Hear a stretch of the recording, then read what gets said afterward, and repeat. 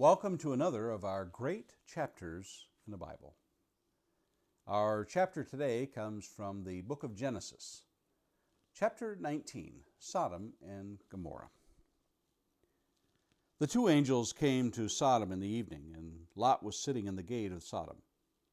When Lot saw them, he rose to meet them and bowed himself with his face to the earth and said, "My lords, please turn aside to your servant's house and spend the night and wash your feet. Then you may rise up early and go on your way." They said, "No, we will spend the night in the town square." But he pressed them strongly, so they turned aside to him and entered his house. And he made them a feast and baked unleavened bread, and they ate.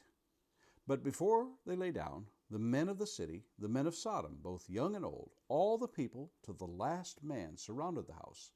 And they called to Lot, "Where are the men who came to you tonight?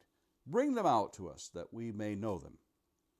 Lot went out to the men at the entrance, shut the door after him, and said, "I beg you, brothers, do not act so wickedly. Behold, I have two daughters who have not known any man. Let me bring them out to you, and do to them as you please. Only do nothing to these men, for they have come under the shelter of my roof."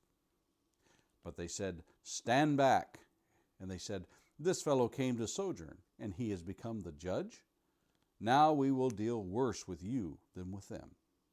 Then they pressed hard against the man Lot, and drew near to break the door down. But the men reached out their hands and brought Lot into the house with them, and shut the door. And they struck with blindness the men who were at the entrance of the house, both small and great, so that they wore themselves out, groping for the door. Then the men said to Lot, "Have you anyone else here? Sons-in-law, sons, daughters, or anyone you have in the city? Bring them out of the place. For we are about to destroy this place, because the outcry against his people has become great before the Lord, and the Lord has sent us to destroy it." So Lot went out and said to his sons-in-law, who were to marry his daughters, "Up, get out of this place, for the Lord is about to destroy the city." But he seemed to his sons-in-law to be jesting. As morning dawned, the angels urged Lot, saying, "Up, take your wife and your two daughters who are here, lest you be swept away in the punishment of the city." But he lingered. So the men seized him and his wife and his two daughters by the hand, the Lord being merciful to him. And they brought him out and set him outside the city. And as they brought them out, one said, "Escape for your life. Do not look back or stop anywhere in the valley. Escape to the hills, lest you be swept away." And Lot said to them, "Oh no, my lords. Behold, your servant has found favor in your sight, and you have shown me great kindness in saving my life. But I cannot escape to the hills, lest the disaster overtake me and I die. Behold, this city is near enough to flee to, and it is a little one. Let me escape there. It is not a little one. Is it not a little one? And my life will be saved." And he said to him, "Behold, I grant you this favor also, that I will not overthrow the city of which you have spoken. Escape there quickly, for I can do nothing till you arrive there." Therefore the name of the city was called Zoar. The sun had risen on the earth when Lot came to Zoar. Then the Lord rained on Sodom and Gomorrah sulfur and fire from the Lord out of heaven. And he overthrew those cities, and all the valley, and all the inhabitants of the cities, and what grew on the ground. But Lot's wife, behind him, looked back, and she became a pillar of salt. And Abraham went early in the morning to the place where he had stood before the Lord. And he looked down toward Sodom and Gomorrah, and toward all the land of the valley. And he looked, and behold, the smoke of the land went up like the smoke of a furnace. So it was that when God destroyed the cities of the valley, God remembered Abraham and sent Lot out of the midst of the overthrow, when he overthrew the cities in which Lot had lived. Now Lot went up out of Zoar and lived in the hills with his two daughters, for he was afraid to live in Zoar. So he lived in the cave with his two daughters. And the firstborn said to the younger, "Our father is old, and there is not a man on earth to come in to us after the manner of all the earth. Come, let us make our father drink wine, and we will lie with him, that we may preserve offspring from our father." So they made their father drink wine that night. And the firstborn went in and lay with her father. He did not know when she lay down or when she arose. The next day the firstborn said to the younger, Behold, I lay last night with my father. Let us make him drink wine tonight also. Then you go in and lie with him, that we may preserve offspring from our father. So they made their father drink wine that night also. And the younger arose and lay with him, and he did not know when she lay down or when she arose. Thus both the daughters of Lot became pregnant by their father. The firstborn bore a son, and called his name Moab. He is the father of the Moabites to this day. The younger also bore a son, and called his name Ben-Ami. He is the father of the Ammonites to this day.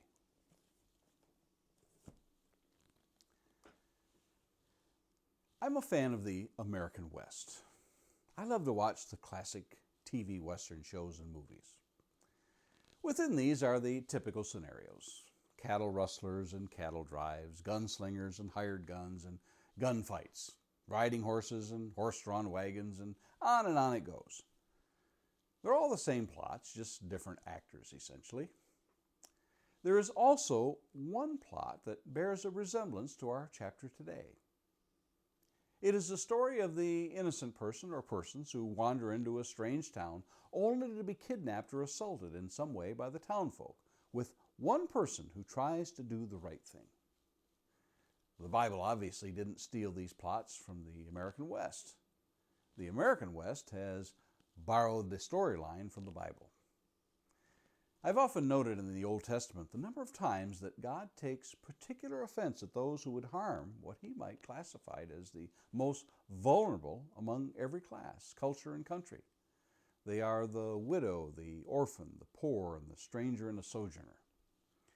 In the law, Deuteronomy 10:18 says, He executes justice for the fatherless and the widow and loves the sojourner, giving him food and clothing. Many times these three are grouped together. Job declared in Job 31:32, The sojourner has not lodged in the street. I have opened my doors to the traveler. It was a custom of the time to take in the traveler who came through the town. We read earlier in Genesis that when the flocks of Abraham and Lot became too big, that Abraham offered Lot the choice of where to take his flocks. In Genesis 13:11-13 we read, So Lot chose for himself all the Jordan Valley, and Lot journeyed east. Thus they separated from each other. Abram settled in the land of Canaan, while Lot settled among the cities of the valley and moved his tent as far as Sodom. Now the men of Sodom were wicked, great sinners against the Lord. So they separated and went their own ways. And then Abraham is visited by three angels who notify him that he shall soon be a father. But the angel of the Lord tells Abraham what he is about to do. And Abraham intercedes and pleads that if there be righteous people there, that the Lord would spare the cities, beginning with 50 and ending with 10. As was the custom of the day, strangers or travelers arrive in town. Remember, there's no motel to leave the light on for you or when you arrive, and there's no Airbnb, no travel agencies, no flyers at the rest area outside of town to let you know what is available. You depend upon the kindness of strangers to take you in. And so it is that righteous Lot, that's how Peter describes Lot in 2 Peter 2:7-8.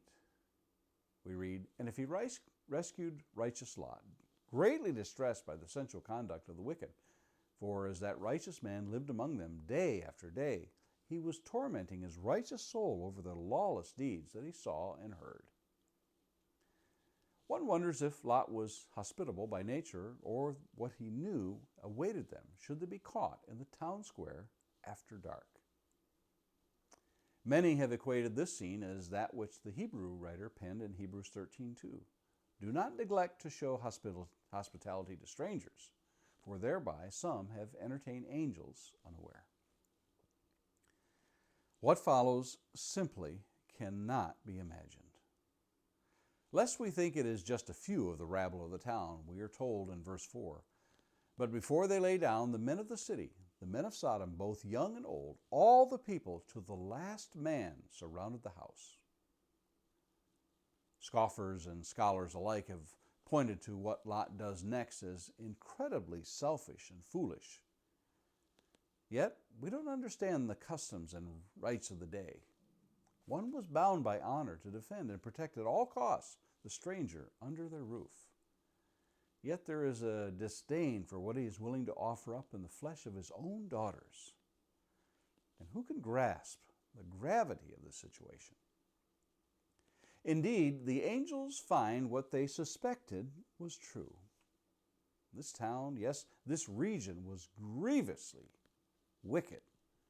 So grievous and pervasive was their reputation and way of life, it is understood even today when the very mention of their name comes up. To hear those two names, thousands of years removed, conjures up the most heinous of images. Ezekiel uses them as he relates the sins of Israel and Judah in Ezekiel chapter 16, verse 49 and 50. Behold, this was the guilt of your sister Sodom.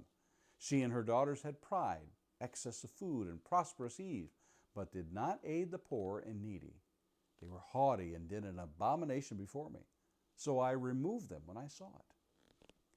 Jesus levels a curse upon Capernaum for their brazen refusal to heed him.